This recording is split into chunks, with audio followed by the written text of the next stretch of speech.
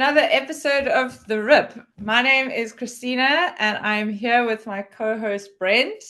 We are officially recording episode 15. Oh my goodness. Brent, did you ever think we would get to 15? I didn't think we'd get past 5. Yeah, I reckon that's pretty good going for a complete pilot project experiment that we just started up with at some point in this year. I'm definitely got a bit of a half a December brain already, so like I can't even remember when we started. But everybody. But it was sometime earlier this year. But yeah, I reckon 15 episodes is pretty good going. Shot in multiple different locations across the Western Cape.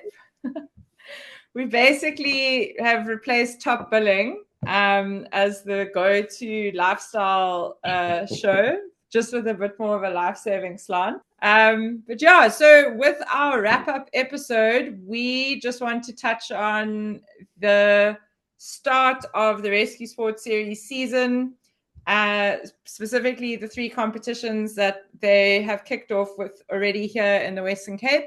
We're also going to run through a few rippers and dippers with some news from around the life-saving world, and then just a tiny little look ahead for 2026. So without further ado, let's get into some rippers and dippers. So some big rippers and dippers, because so much was happening in the life-saving world in this past week. There was the ISRC in New Zealand, and there was also the Orange Cup in the Netherlands.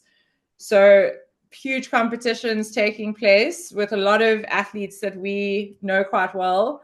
I think the surf on day one at ISRC was some of the biggest waves that life-saving athletes have ever seen or raced in. We obviously were just looking at photos and video footage.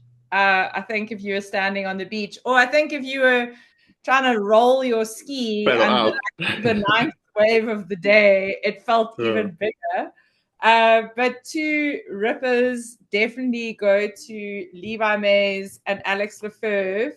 They were the kind of top dog South African performers for the surf ski races on day one. Levi actually won the surf ski race, and Alex got a really solid 4th place.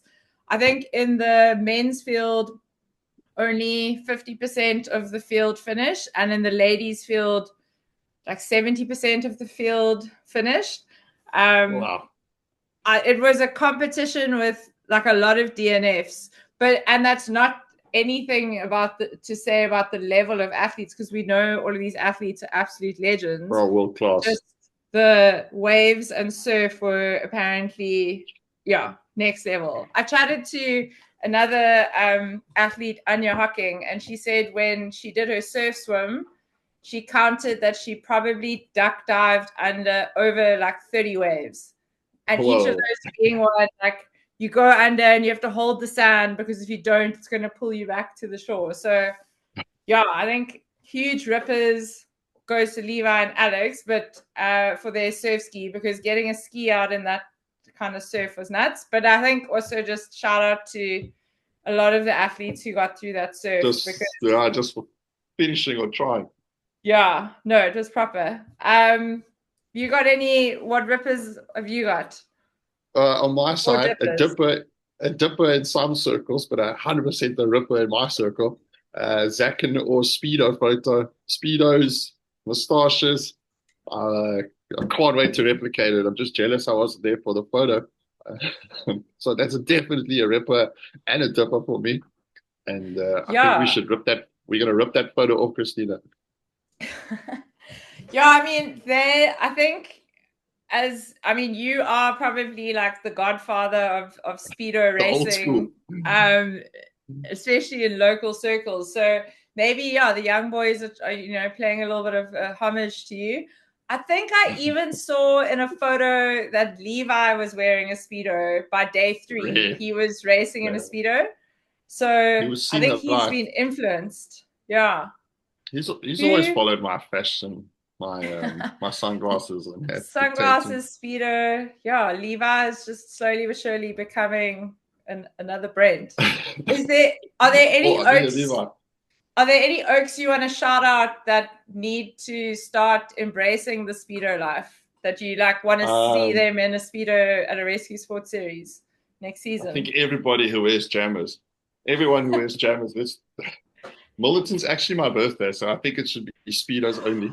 I mean, gotta give a shout out to Belladano guys, always doing us proud in speedos only. Yeah, and False Bay, a strong tradition of going up to collect prizes, just like Milnerton in speedos. But another ripper, talking about speed and O's, I think another ripper is the pathway teams in the beach relays at the ISRC. They absolutely smashed it. I think in our build-up, we spoke about how potentially they could be fast, but jeepers, did they do us proud? Yeah, I think, in the open men's, they consistently got second place, like on every single test. And that had, Tanner and Brooker, Javen, and someone else I'm going to forget. Maybe Corbin. I think it was Corbin. Yes. Super solid team. Yeah. No, like it was very cool seeing the pathway guys in certain events, Pippings, lots of other national teams. Really good showing from them. I have a dipper. I feel like I'm often complaining about this type of stuff, but but the ISRC media coverage, I kind of predicted that it might not be incredible because based on the channels they were using the New Zealand channels to cover the event. So then by default, that meant that all the media being uploaded, as in the photographs, were at least 75% only focused on New Zealand athletes, and then like a little sprinkling of the other internationals that were there. So I think that's quite a tough thing. And it's not against them because obviously they want to show all of their New Zealand followers the New Zealand athletes. But this is why it's probably important to set up a separate event channel where like everyone can jump on and contribute. It was quite tough not having live stream, but I mean, I know live stream is super expensive. But I think we were quite fortunate within the local ranks here. We had one of our like Clifton dads who was there on the beach, Brian Allett, and he just set up a WhatsApp group and like a whole bunch of people got added to it. And then he just videoed absolutely every race. It's proper like dad cam footage, like nice and pixelated, and you can kind of tell what's going on. And there's like a little bit of commentary, but it was like more than enough to make us feel like we were right there. And I think I just hope someone was flying some drones to get video footage of the athletes in those huge waves, and that there's going to be a good after movie. And then, any dippers on your end? Ooh, another dipper, a big dipper. I mean, we've had a lot of wind lately here in Cape Town. I think I've seen Clifton windy 3 times, and 3 of them have been this year. But there was a nipper carnival. When was it, Christina? Last week, Sunday. Yeah. Apparently, an absolute insane gust of wind sent Malibu boards flying, someone flying off the tower. I mean, I said with a smile, but I think 3 people were ambulanced off. Yeah. It was wild Sunday on Clifton of all places in the wind. But imagine what any other beach in Cape Town would have gone through. But I don't know what it is. It's continuing this like very strange tradition that the nippers get the worst weather for racing. Always. Like they will. I mean, there's photos of nippers trying to compete at Strand last year, and they just all wore goggles the whole time. Yeah, because like they were getting sandblasted.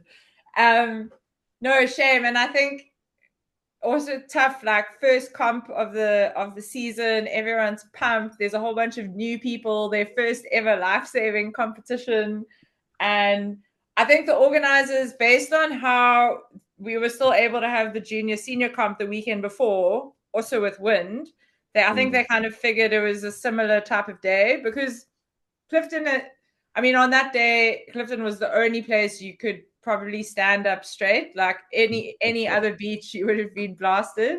But yeah, then that random swirl came through. There's actually a video that is on the Clifton website with a kind of like a incident report of what happened on the day. And you see it from the live stream where it's just like a normal chill day, and then suddenly this like huge squall comes through, and yeah, mallees were flying. I'm sure some little like nippers were unfortunately flying. And no, hectic. But I think it was cool to see, in terms of reading the incident report, how many people across multiple different clubs just jumped in and helped. So in terms of like the safest place to be to experience an injury at a life-saving competition, one of the best. They were definitely sorted out. And yeah, I think there's like some photos where Braden Powell from Fishhook and like all the different safety officers from Big Bay and Clifton and Lands were all like jumping in to help. So well done to all the teams on the ground. And I think let's like, whenever anyone is writing down their goals for 2026 and their manifestations, I think we all need to write there, please can the nippers have good weather, because they are the future of our sport and our movement. We need them. And we don't want the nippers to be blown away, or for them to get really cold. But yeah. So final ripper from me is the team that went to the Orange Cup. There's such an interesting mix of athletes there. Like some of them, they've just finished riding matric. There's some youngsters. There's some really talented athletes like Ocker van Skalkwyk, who was racing the SA team. I think like the ISRC guys going to New Zealand and were like going to have an absolute jaw because it's summer over there. These guys were leaving South Africa to go over to Rotterdam, and it's flipping cold. I think I read one of their like daily reports, and they arrived at the pool in the dark, and they left the pool in the dark. Yeah. And the cold. And it's just cold. But I think they have absolutely made the most of it. Lots of personal bests have been coming through. And I think great exposure for the athletes to be racing in that type of environment. I think one of the coolest videos I also saw was Garth Brewer, who's the team manager. He sent a video of like, this is the real diaries of a team manager. And it was him sitting at a laundromat doing team laundry on one evening.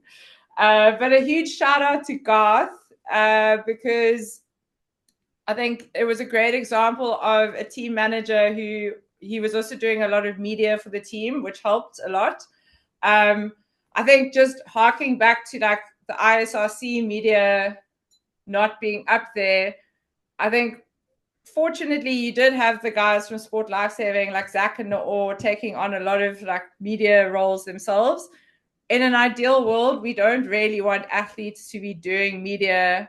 Like athletes should be focusing on racing. But I mean, Zack and Noor and the Sport Lifesaving guys did an epic job because I think they knew no one else was going to step up. But just to say a shout out to Garth, because I think he managed to figure out a way to like still be a great team manager and then help create content for Lifesaving South Africa and to send stuff for Clifton. So it was really, really cool. So well done, Garth. You are a really good manager. You're managing. Nailed it. So yeah, without further ado, let's get on to the main topic of today's episode. We're going to be going through the 3 Rescue Sports Series events. So we've had 2 pool events, 1 surf. There was the pool season opener at UWC, or University of the Western Cape. There was the second pool competition at Strand Pool. And then there was the first surf competition at Clifton Beach. So to help us kind of also go through some of the stories of these comps, we've also grabbed 4 athletes and kind of gotten some insights from them with some of their racing and behind the scenes. So we'll have those coming through as we go. Okay, UWC. This was the season opener. And whilst it's still early in pool season to be seeing kind of those like big times that everyone's trying to get, because I think especially for pool athletes, they are trying to build up to SA champs so that by SAs they're starting to get closer to national times and like selection times, especially going into world champs. And I think the psychology of pool is always so different to surf. I mean, surf athletes, we're obviously training hard to get really good positions as the season goes, but no one's going to know whether your board race was 3 seconds slower or faster than before, or even in like beach sprints. No one's sitting there and actually timing like, oh wow, Brent did a 10-second like 90 there, like look at him go. Imagine. Like, oh, my stopwatch is still working. Jokes. You confused me with Sam. Oh yeah, Samuel. So yeah, but I think all that to say, then you also had, interestingly, the combination of the Orange Cup athletes. They were attending this competition because they synced it up with their training camp. So a lot of them were in top form because they are trying to peak for this time of the year. Whereas others are coming out of that like winter and like slowly getting into their speed. It was really cool to have a whole bunch of Mandeville Dolphins down. We had athletes from Tux and from Harcus Reflections. Mandeville Dolphins took a 1, 2, 3 in the fin events, proving that, now we know why they called the Dolphins. And dolphins are a completely acceptable name for an animal in Joburg. And there was good racing between Vilan Basson and Ockett. They were kind of going neck and neck. There was good racing between Kendra, Toit, and Amika. Big showdown. Yeah, and I think that's what you like seeing. And what's cool is those athletes were often racing like right next to one another. And in the pool, you can't see much, but you can definitely see a lot of the guys and girls in your absolute periphery. So yeah, when you're diving down, picking up, trying to get to that finish line, seeing who's like hot on your tail, I think definitely pushes you quite nicely. There was in total over 300 athletes racing at this competition, which was great to see. This Rescue Sports Series pool does include nippers all the way through to masters, which is different to how the surf works. But I think it creates quite a nice different community angle on it. And I mean, it's really cool to see. Sometimes you've got masters racing with the open athletes, and still kind of showing off that experience. So yeah, the growth of pool rescue, I would say, is still looking great. And I think more and more people are getting on the blocks. And interestingly, there was a stat that the Rescue Sports Series released that it's an even split between male and female. Because I know historically we've often seen, particularly in surf in the open division, you've got a lot more men than women racing. So it's nice that pool rescues really quite even on that gender split. And it was a great season opener. We chatted with Kendra de Toit. She had flown down from the north and delivered some great racing. She won the 50-meter mannequin carry and the 100-meter mannequin carry with fins. So we chatted to her quickly about her performances, and this is what she had to say. Kendra, massive well done. From your pool times perspective, it's still early days, but how are you feeling about your results at UWC? How did the races feel? There was also some electric racing between you and Amika Diaga. What was that like from your side, and why do you love coming down to Cape Town to race? Hey guys, firstly I want to say thank you so much for having me on the rip today. I've always wanted to be here, so right now I'm feeling honored. Thank you. About UWC, considering where I was in my training block and how early it was on in the season, I am really happy with my results. It was the first week I was back in the gym and I was feeling a little heavy and tired, so those races hurt a lot more than they should have. But that made me happy because for the first time in a while I felt like me again in the water. I was racing with intention and not just trying to survive the race, and that really meant a lot to me. I absolutely love racing Amika. I love lining up next to her. Her standard in swimming, life-saving, ocean and pool is something we all look up to. She's a legend in every sense, and she keeps raising the bar for all of us. It's amazing. My favorite thing about racing her, though, is how we both have our different strengths in the water, and it doesn't just make an exciting race to watch, but also to be a part of and in the lanes. We bring out this little something extra in each other, and I love this. My favorite part about going down to Cape Town to race is the energy. Everyone is so invested, not just in your races, but in your story. You can feel it in the atmosphere, from the stands to the arena to the pool deck. There's this passion for making pool rescue in South Africa great again, regardless of whether you come from a pool background or a surf background. They're incredible role models for us up here in Gauteng, and I know we are not the only ones taking notes. They're pushing the sport to new heights, and that's a movement I'll always support and be a part of. Thank you. Awesome to hear from Kendra. She is definitely the RIP's #1 fan with a GP license plate.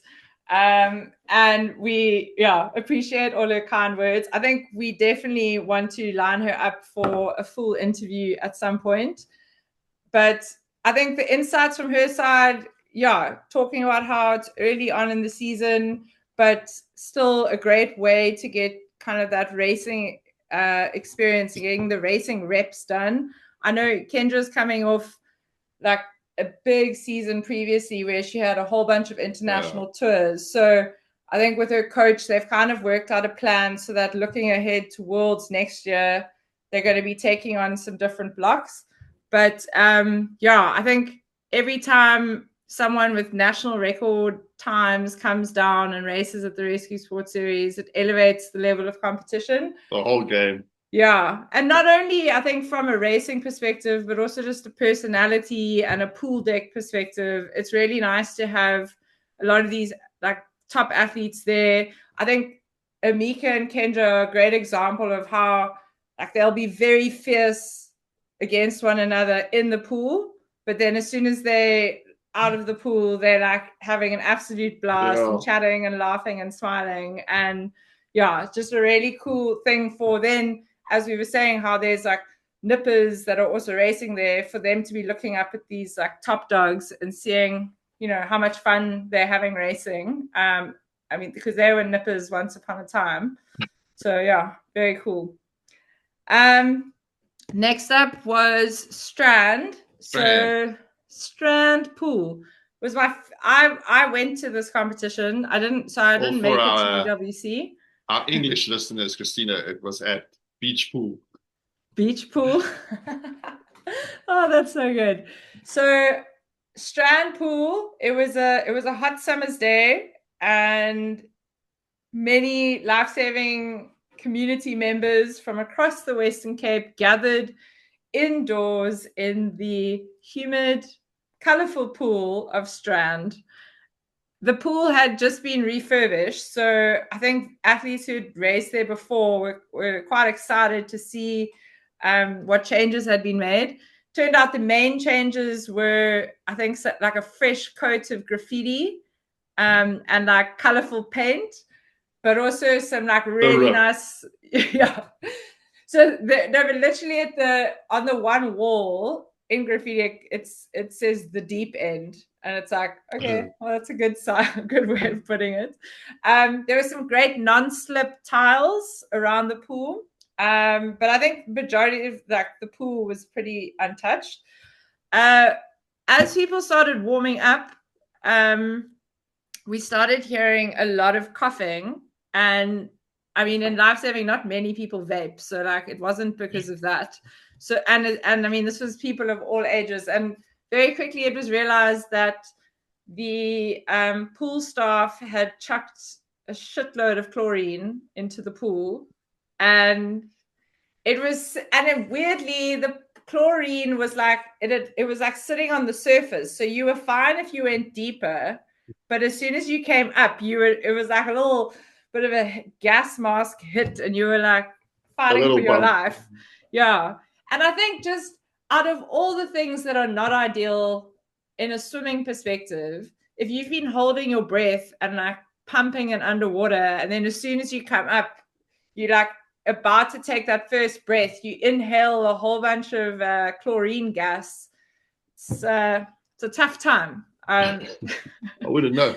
Yeah. So anyways, I think we managed to find 2 doors on either side of the giant pool area to open so that we could at least air out some of the chlorine vibes. But yeah, I think everyone got like a slightly bit of a like hazy, trippy headache for most of the day because it was pretty steamy and gassy inside there. That's all that to say, the racing was still really, really, really cool. We had some new athletes jumping in for various clubs who hadn't raced at the first competition.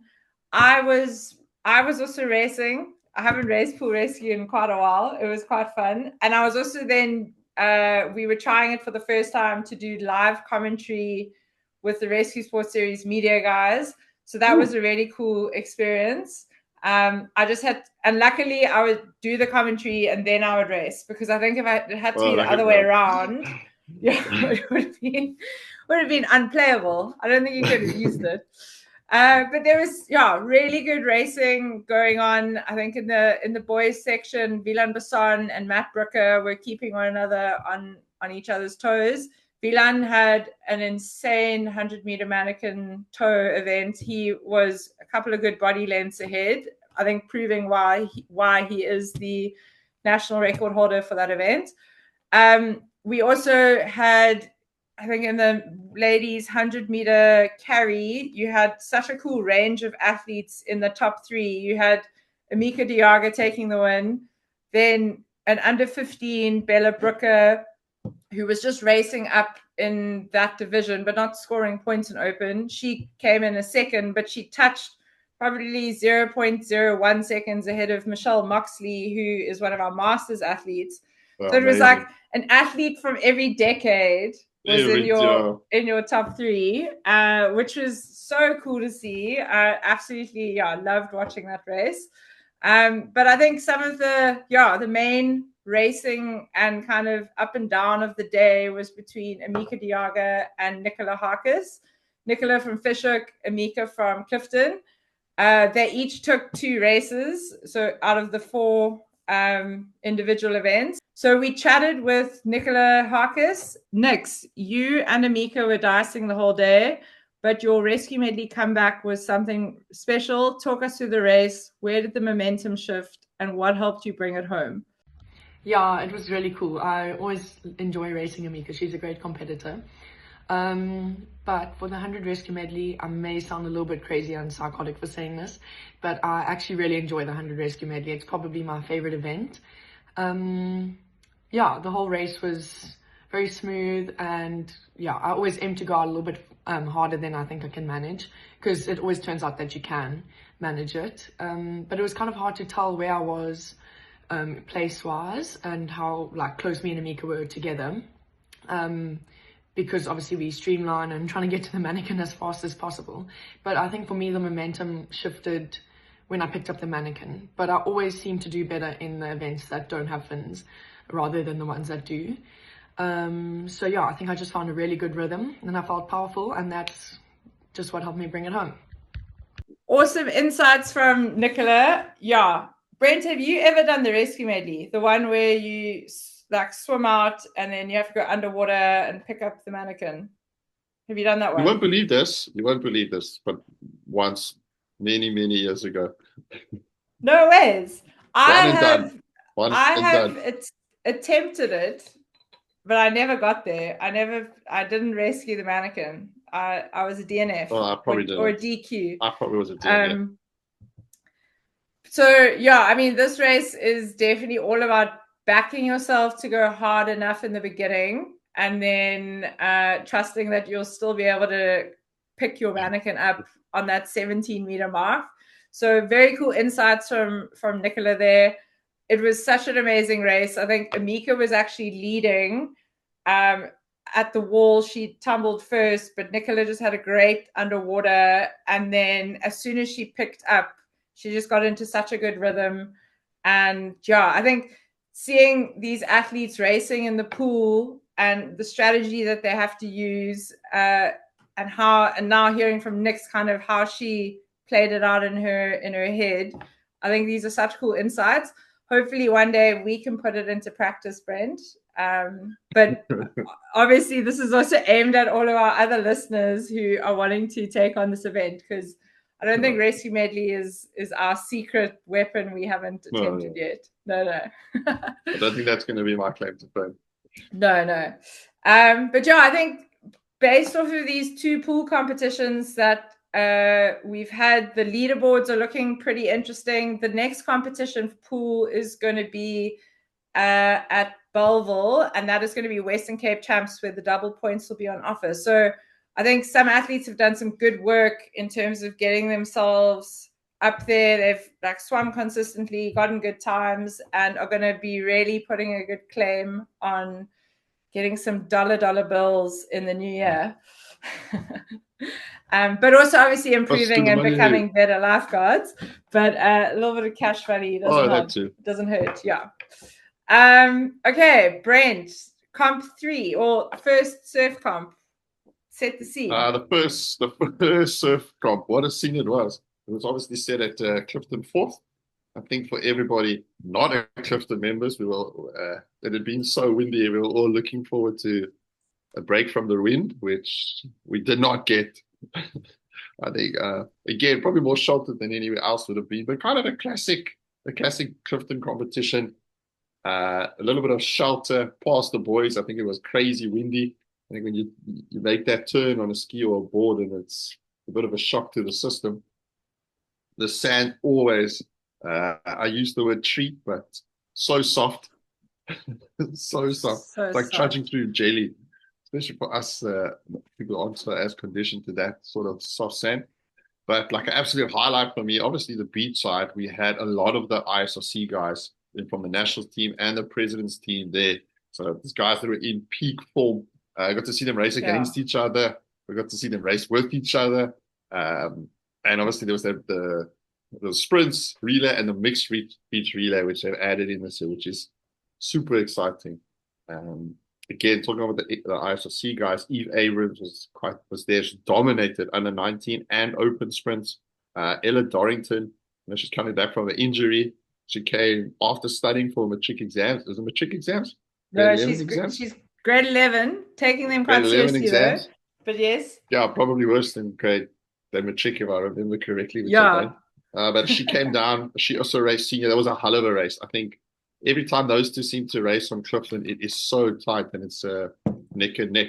Obviously, on the boys' side, we had, again, a lot of the RC guys. Sam, Jay, Matt, Javen, all racing. I know that well because I watched them beat me. I had the best view and the best seat in the house. And then I also in a surprise package, Tyler Ernstzen. It was his first season racing, fully racing open. I think he placed third in open sprints again, which in that field is a stacked field is an incredible result. We did manage to catch up with Tyler. Tyler was an incredible result. First full season opens and straight into the top 3. Talk us through the day. How did you feel in the heats, getting into the final? Were you happy with that last run? And then looking ahead, what's the plan for December as we build towards Milnerton and flags? I always find it really enjoyable to compete at Clifton.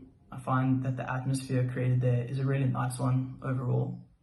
In terms of competing itself though, because that's the beach I train on, I feel a little more comfortable and prepared for my races, more so than I would another beach, which is quite a nice feeling to have on race day. In terms of the racing itself, I knew I had trained enough to run as much as was needed to make it through to the finals. Luckily on the day though, there was only one heat, the semi and the final, so there wasn't too much racing to be done. In the races themselves, I felt I was getting through quite comfortably. I was still able to conserve energy for the final, which was quite nice. In the final, once I knew I'd made it, I was really happy. Also a little nervous though, because I knew I was going to be racing some fast guys. But I came away with third, which I'm really happy about considering who I was racing. And I think that's the best result I could have gotten on the day, so I'm pretty happy with that.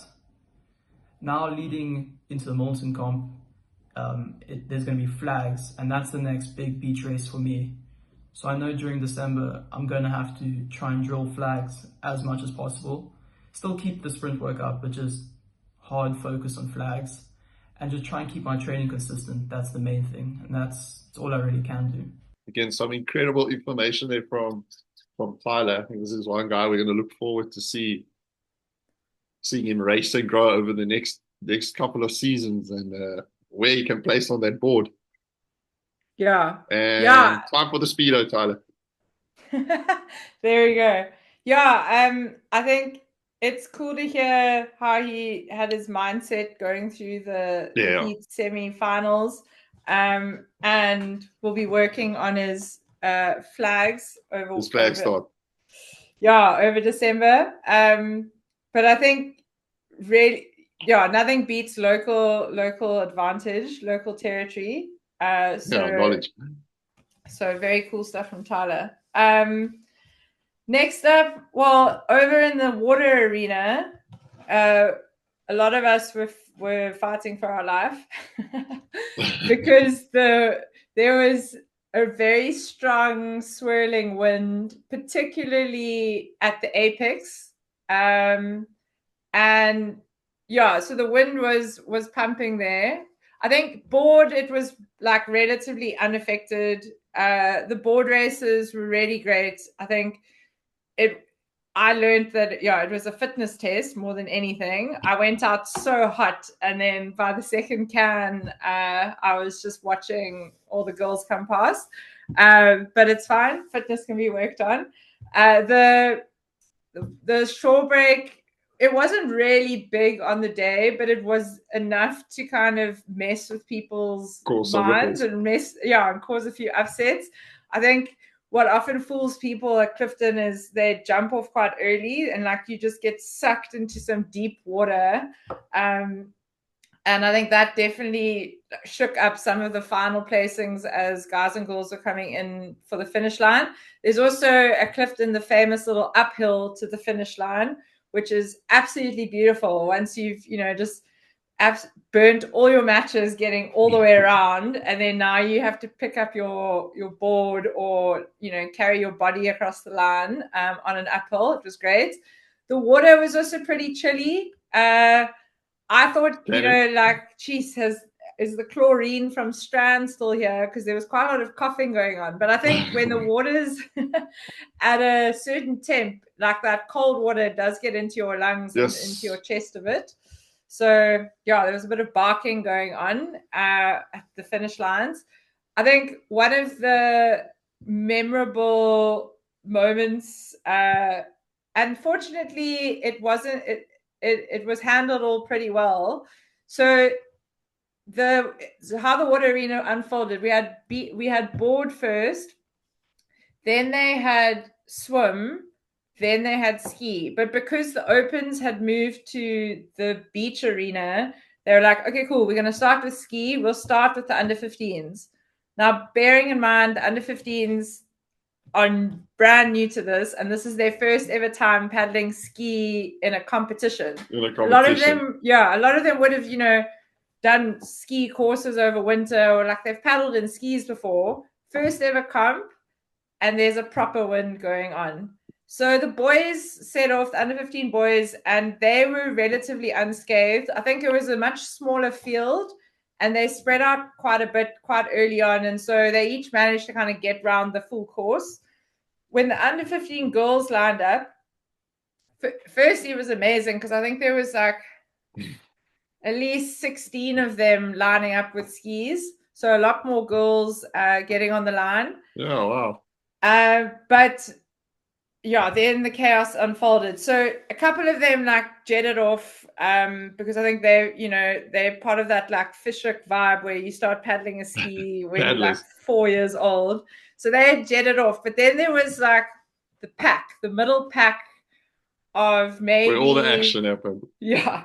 10 athletes, and by virtue of the fact that they stayed as a group, as soon as they got towards the very windy section, one or two of them kind of knocked one another out, and it created this like domino effect of like, I've knocked out.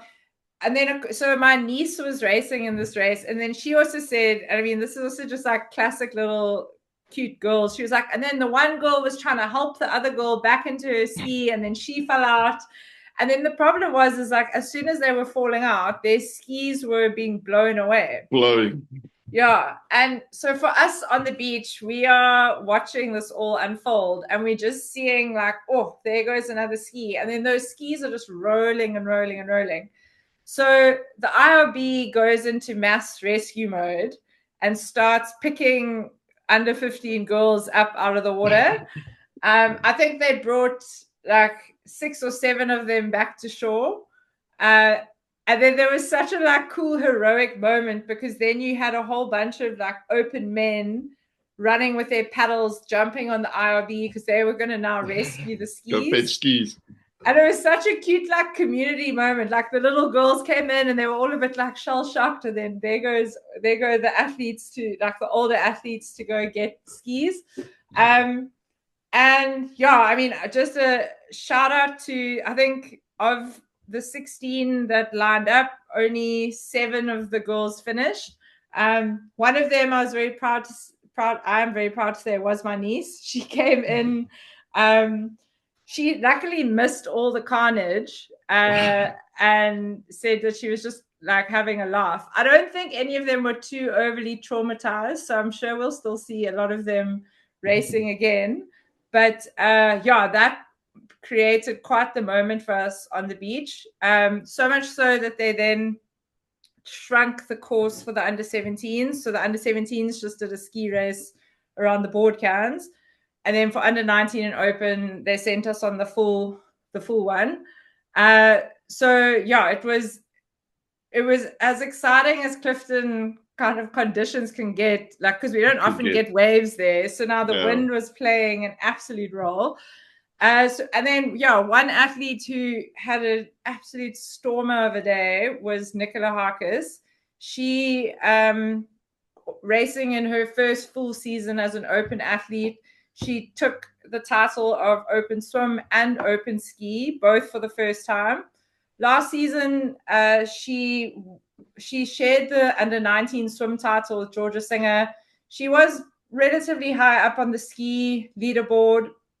I mean, Georgia was pretty untouchable last season on ski, but Nix has been, working really hard, and it was epic to see her taking both of those races. I think she's also enjoying the fact that now that she's in open, she doesn't do up competing anymore. So she's learning the secrets of the older athletes, that it's a lot nicer not to do multiple races back to back. So yeah, chatted with Nix to kind of find out how she found her racing. Nix, massive well done on doing the double at Clifton. You took the open ladies swim and open ladies ski titles. Talk us through both races. What was going through your mind? How did they unfold? And was there any specific prep that made the difference? Yeah, thank you so much. I wasn't expecting either race to go so well, but it was nice to get on the line and test the racing skills again. For the ski race, I didn't really know what to expect, especially since I was drawn quite far on the left, so I was on the outside. But I think I had a really good start, which kind of set up my whole race because I managed to get to the can first, and then the training at the Orca Squad every Thursday for the past, I don't know how long, has been super windy at 2000s. So yeah, that definitely set me up for a good race. Lots of paddling into the wind. And the swim I was very happy with. It was very cold. But yeah, I feel like all my training has just gone so well, in the sense that like my swim, board and ski training all just work so well together. So yeah, I felt like I was in control, and I felt like I just had so much power, and that was a really nice feeling. Really love how Nix explained her racing there, and I think it's flipping cool for any athlete that, especially if you've been training in like average conditions, something like wind or rain or like cold weather that's not ideal, and then that is what you get served on a race day. I think it might actually energize you a bit, and then you'll be like, oh, I've got this.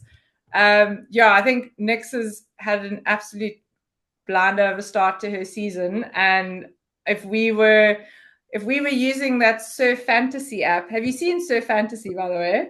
No, it's in Australia that they've set up. They've actually DM'd us. Oh, like fantasy football.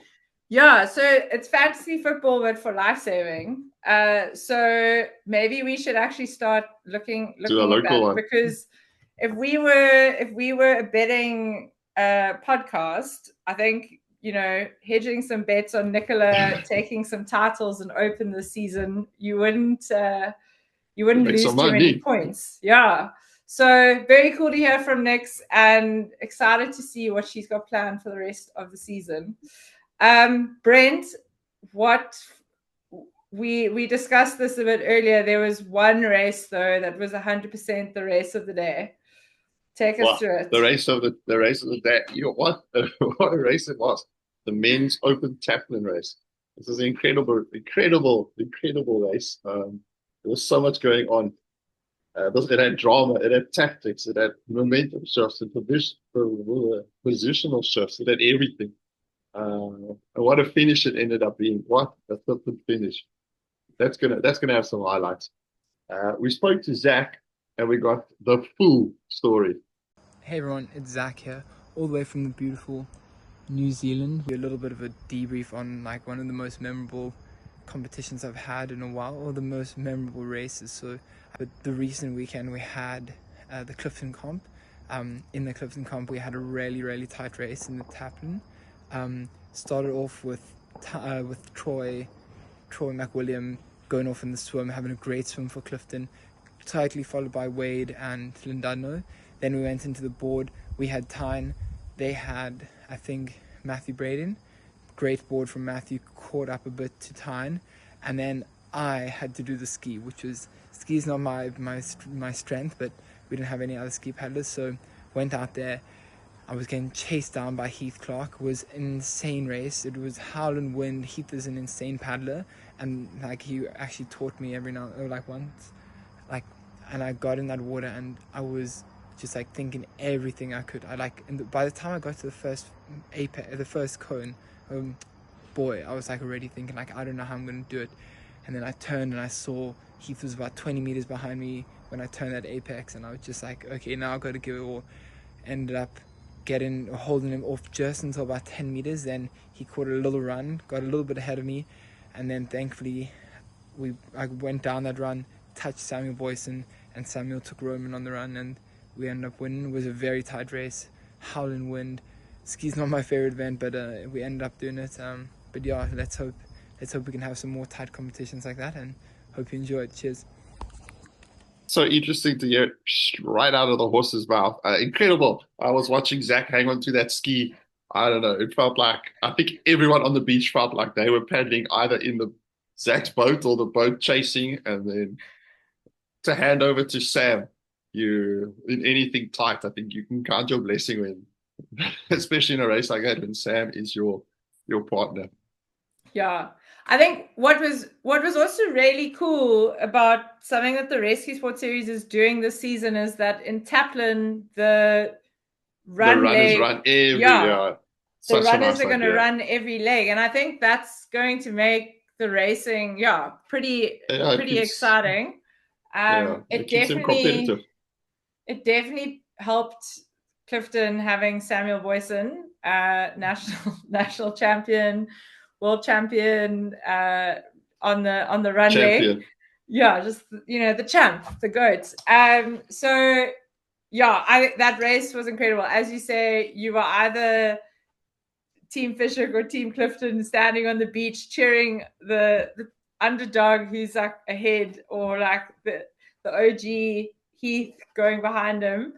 I don't think either of those Oaks had any more energy in their forearms afterwards. They were just absolutely pumping it through that wind. Such a cool race, and it made for such exciting viewing on the beach. And I think we're looking forward to what's going to happen at the next one, because I also believe the next one might be a mixed race, so that'll also make it slightly more interesting. And the tactics used there.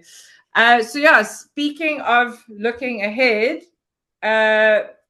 Rescue Sport Series 2026, the 2026 portion, they've still got 3 more surf competitions and 2 more pool competitions coming up. I think by the way that these comps have kicked off, the Rescue Sport Series has also started gaining a lot more followers online. I think we are in for an absolute banger of a start of our year next year. Oh yeah, I think last year was just the preview.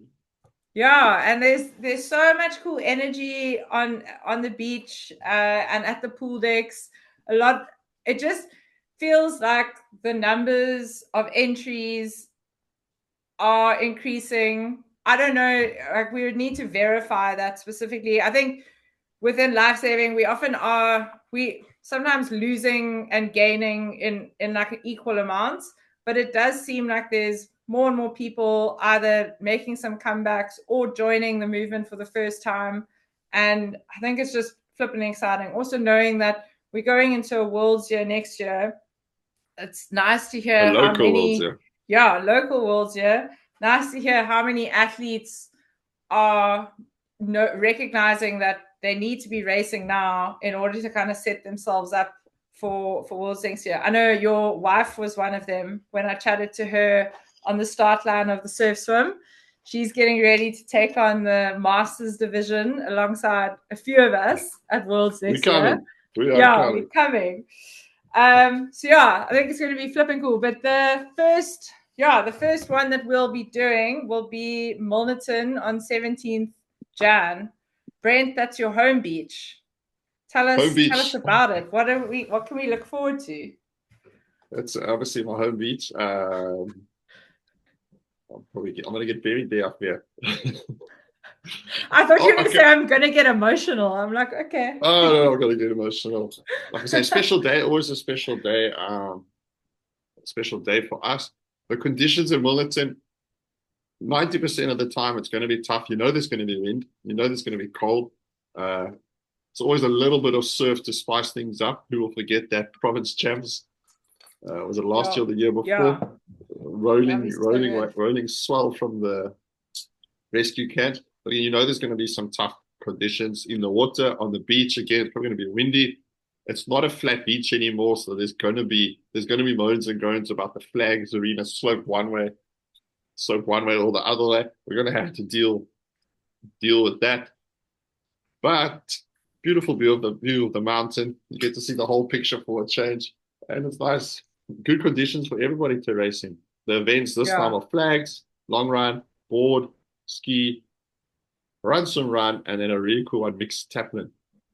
So clear your diaries. I think it's going to be some exciting racing and speedos only. I'm gonna start a hashtag now. Speedos only. Yeah. No, I think we actually will launch a campaign on the RIP, and because it's Brent's birthday, you need to show that you care. Should I put out my birthday list? Your wish list. Should I put on my wish list? What do you think? Yeah, essentially, you just want a new speedo, right? My registry. Can I put out my registry? Yeah, a speedo registry. Okay, so knowing that 17th Jan, what's the date now? Okay, it's the 2nd of December. Essentially, it's like a month and a half to go, but we all know we are heading into December. So it's an awkward time of year. A lot of our lifeguards are going to be doing their duties and their patrols, working the beaches. A lot of our athletes are going to be hearing the call of Billy's Beach in St. Francis, or Clet, or wherever they're going on holiday. We know the holiday time is pretty fizzy. What is your advice for athletes between now and Milnerton Comp? What should you be like? How should you break up the next 6 weeks, essentially, so that you are race ready for the first whistle at Milnerton in your speedo? Yeah, look, in your speedo. Now, look, in my humble opinion, there's 2 ways to look at it. There's a lot of people will say that's really dedicated and disciplined amongst us. We'll say, you got more time. You got more time to train, more time in the day. But realistically, that's probably like the top 2 or 3% of us. For the rest of us, it's called you grease the groove. Like don't look at it, at least maintaining. So do a bare minimum that you're going to maintain. That's a base level of fitness, base level of technical skills, a couple of whatever you do, flags, a few flag starts a few times a week. Obviously swimming, paddling, just keep that base, keep a fitness base. You don't want to go too back. And the other side of the coin is it's a long season, and it is a Worlds year. I think Worlds is what's Worlds? October, November next year, November, December, yeah. It's an incredibly long season. So without going too crazy, just allow yourself to enjoy this time. You treat it as a cup filling time, mental refresher time. Enjoy it, stay active, and grease the groove. Christmas Day, eat as much as you can. Bulking day, and just don't panic. Just try not to panic about doing a lot of damage is imagined. Just have a good time and fill your cup and your stomach. There you go. Cool. And with that, this is a wrap of the RIP, our last episode for 2025, episode 15. I'll say it again because I'm very proud of us for getting here. Thanks for tuning in. Thanks to all of our athletes who sent in these videos. I think we're really enjoying this format because it's giving us a much more insightful view of the racing and hearing it from a lot of the personalities and people that we are seeing all the time in sport lifesaving. We will see everyone at Milnerton. We are so excited, but we also will probably see you around in December on the streets and the beaches. On the streets. Maybe at Bradley's Beach. Yeah. Brent will be in his speedo. So stay safe, train hard, and we will see you guys soon. Cheerio. See you soon.